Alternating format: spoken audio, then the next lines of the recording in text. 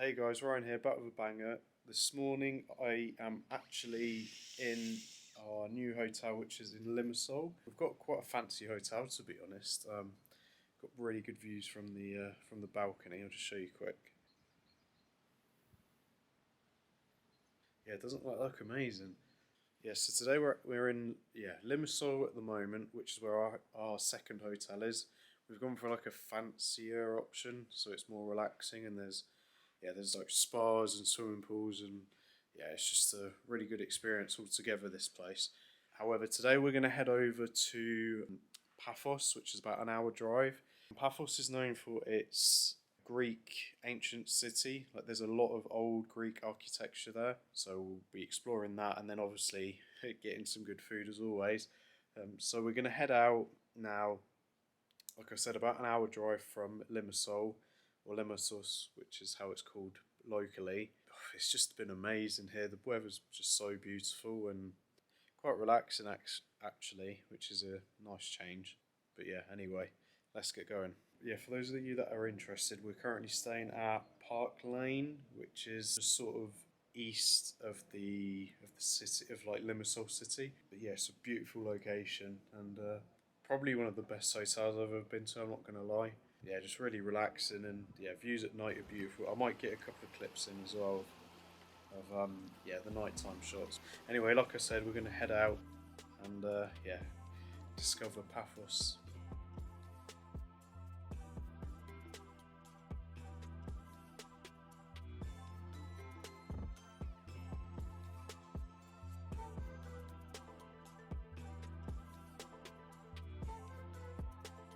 So I've just got my hijab on. No, I'm just joking. I've actually burnt my head, so I've just got a towel and put it on. So yeah, we come to the Tomb of the Kings, which is an archaeological site. Not entirely sure what it is. I'll probably find out soon enough. But yeah, it's quite pretty. It's right next to the coast as well. So yeah, views are spectacular.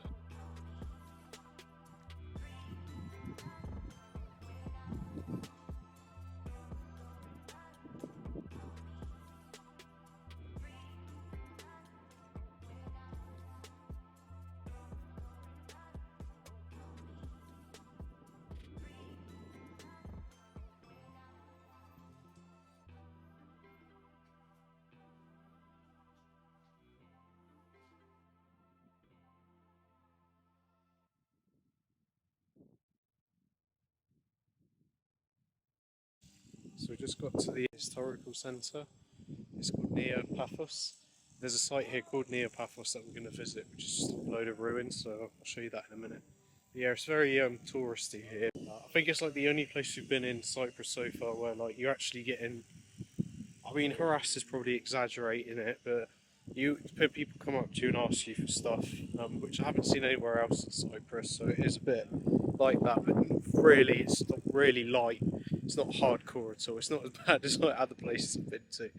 But yeah, we're going to avoid all that now, and we're going to head into this archaeological site called Neo-Paphos. I think there's like a big like Colosseum, amphitheatre type thing there. So yeah, and again, apologies if I got this on my head the whole video. I'm just trying to avoid getting burnt because I haven't got a hat.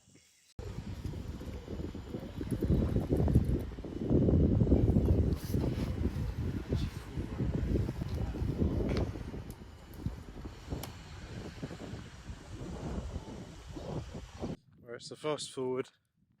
We are almost at I believe it's the Colosseum or amphitheatre.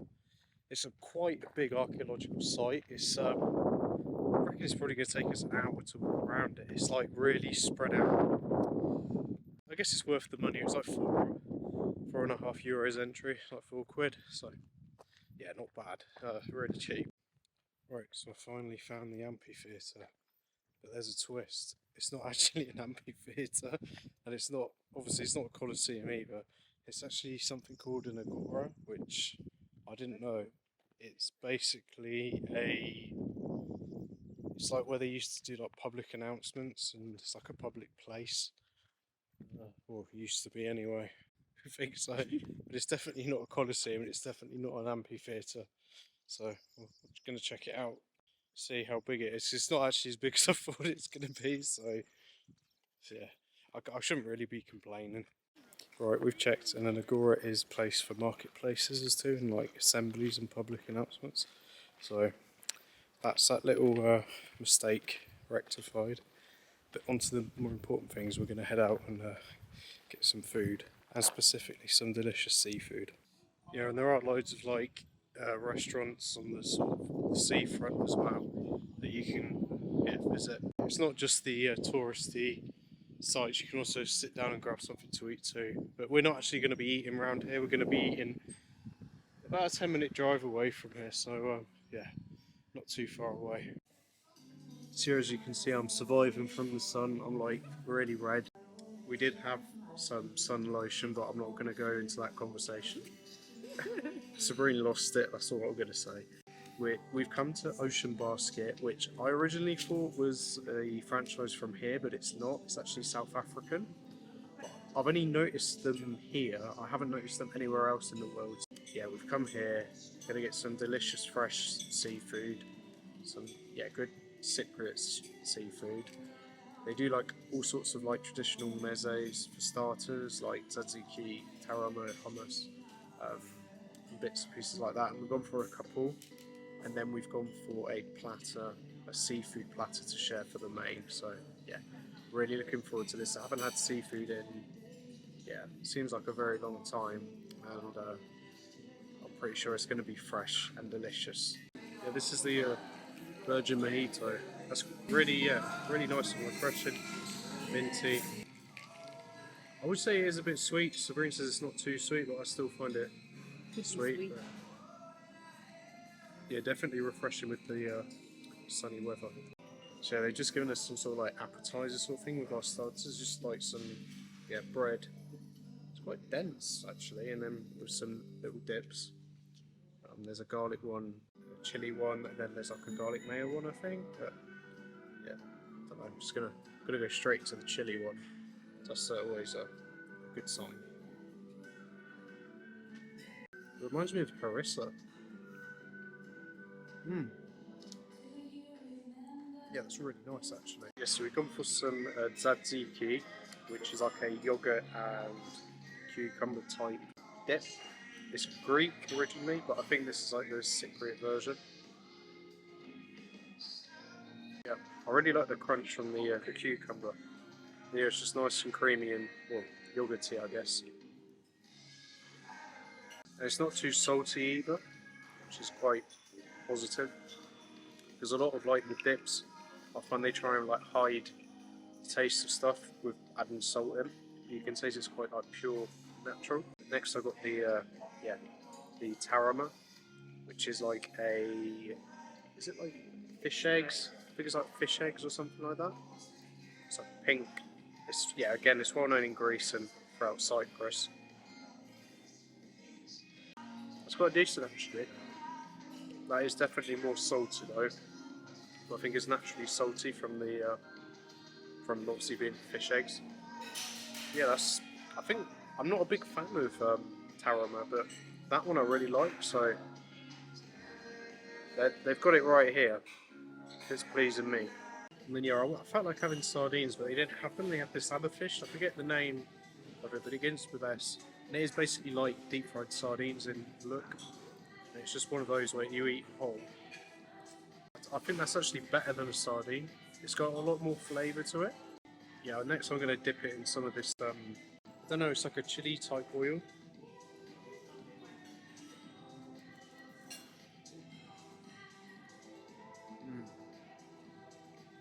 Yeah, there's a decent amount of heat in that oil.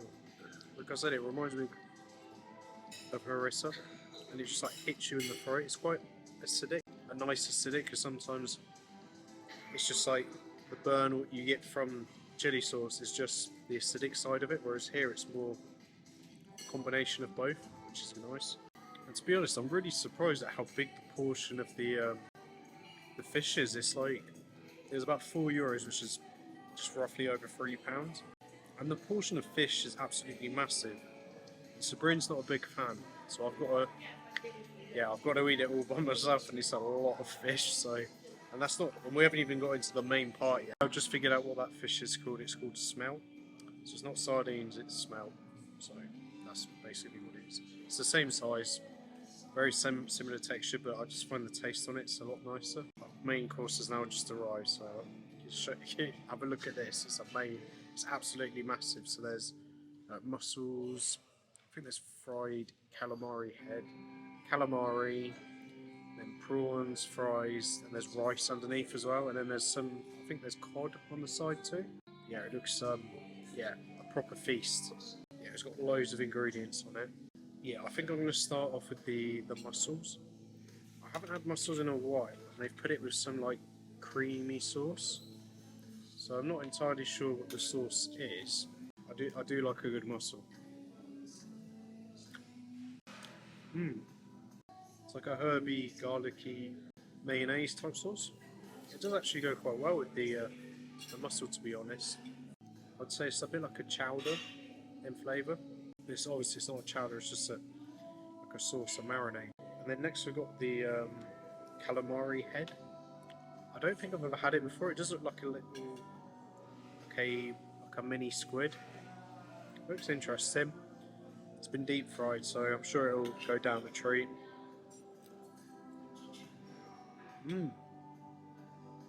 Obviously you can taste the calamari in it because it is its head. Yeah, it's just different. I quite like it. It's weird, different, but surprisingly nice. Obviously I have to try the main part of the calamari, which is just like this traditional type calamari ring. This has not been deep fried as they sometimes are. It's just been grilled, I would say.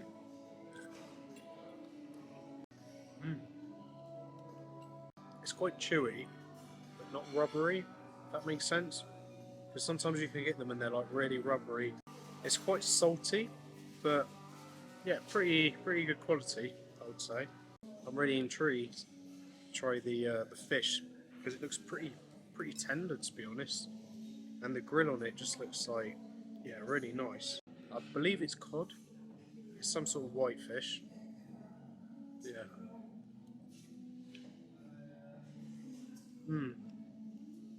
I think it might be habit.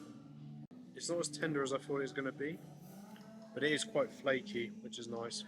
Yeah, unfortunately it's not as tender as I'd have wanted it to be, but I can't complain. Everything else on here is really good. Yeah, now we've got Sabrine trying to open all of the prawns up. They are definitely messy because they've got some type of sauce on them as well. But they've sort of cooked them butterfly style, so they've cut them in the middle, opened them up, and then grilled them somehow. I'm not sure what the sauce on there is, but it does look, yeah, it does look pretty nice.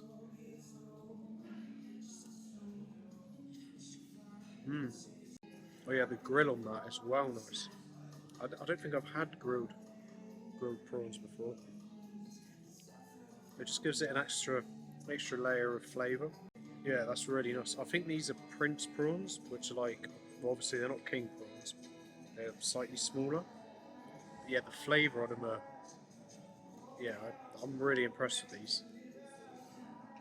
Yeah, just chase it up with some of the rice. The rice has got that like paella type colour, or paella. There's I call it paella, but that's not the correct pronunciation for it. So that saffron yellow type colour. It does remind me a bit of that rice, but yeah, well cooked. Slight flavour to it. I'm not sure if it is saffron or not. It goes well with all the seafood and all the fish, so all the seafood's really nice. All the meze starters were good too. I think it's just the cod, which I'm not a big fan of. It doesn't seem too melt in your mouth enough for me. The flavour's good, but yeah, I think it's the prawns, the mussels, the calamari, all that just makes up for this platter. It's just so good. It tastes very like fresh, and I like the way that they prepared and cooked the meal too. Well, we're in Paphos, but if you're anywhere in Cyprus, you can find these places called Ocean Basket, and yeah, you can get the same menu applies to all of the branches. So if you're in need of seafood, I'd definitely come to this place. And there's no meat cooked here, so there's no concern of cross contamination. So yeah, anyway, we're going to tuck in now. But anyway, hopefully you guys have enjoyed this video. Please like, comment, subscribe below, and also check out the other videos I've got for my Cyprus vlog / food tour. And I'll catch you guys on the next one. Peace.